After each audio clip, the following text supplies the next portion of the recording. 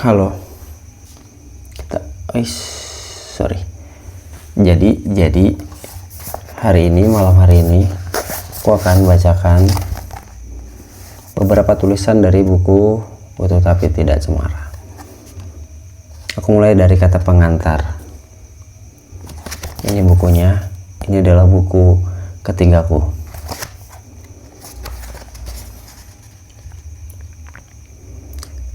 Untuk waktu yang lama, aku percaya bahwa rumah adalah tempat paling aman di dunia.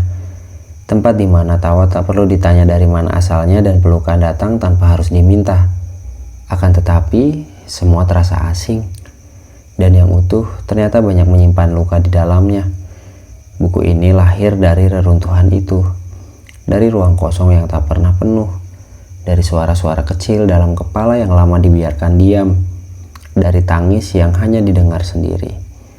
Ini bukan kisah untuk mencari simpati, bukan juga untuk menyalahkan siapapun, tapi untuk kamu yang pernah bertanya, kalau aku lelah, aku harus pulang kemana? Jika kamu sedang membaca ini dan merasa sendirian di tengah gelap, ketahuilah bahwa kamu tidak sendiri. Ada buku ini yang menemanimu. Semoga setiap halamannya bisa memelukmu hangat, atau mungkin semacam pengingat bahwa meskipun rumah kita hancur, kita tetap bisa membangun ruang baru dalam diri kita sendiri. Aku lanjut ke ucapan terima kasih. Sebelum kamu melanjutkan ke halaman berikutnya, izinkan aku sejenak menunduk dan mengucapkan terima kasih. Pertama, aku ingin berterima kasih pada diriku sendiri. Kedengarannya mungkin sepele, tapi untuk sampai di titik ini, untuk bisa duduk, menulis, dan membuka luka lama tanpa menghindar, itu bukan hal yang mudah. Terima kasih karena sudah bertahan di hari-hari ketika rasanya lebih gampang menyerah.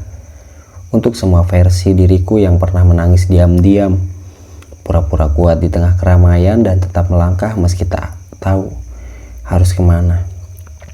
Aku bangga padamu.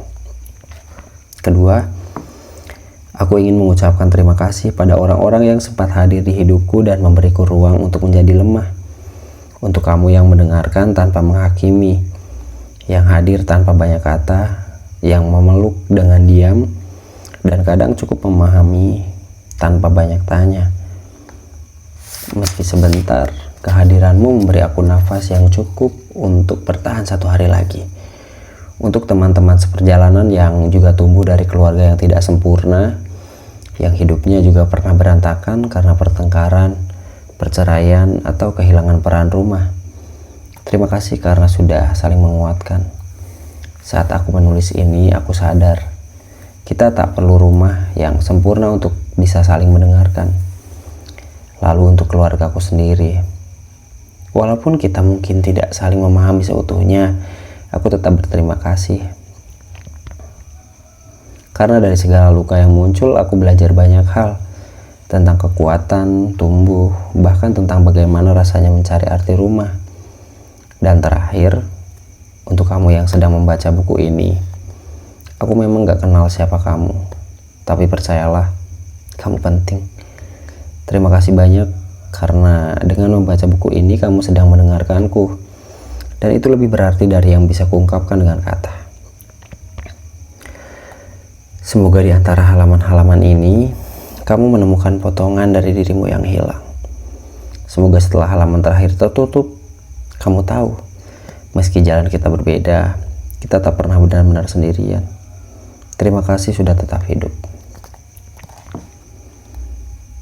Rumahku utuh, tapi tidak cemara. Rumahku utuh, tapi aku lebih memilih kata pergi daripada pulang. Chapter 1. Mungkin untuk lanjut ke chapter 1, aku akan membuatnya di video selanjutnya. Jadi kalau kamu suka, kamu boleh tulis di kolom komentar suka. Kalau enggak, aku nggak bakal lanjutin. Terima kasih banyak udah nonton sampai selesai. Jangan lupa di subscribe.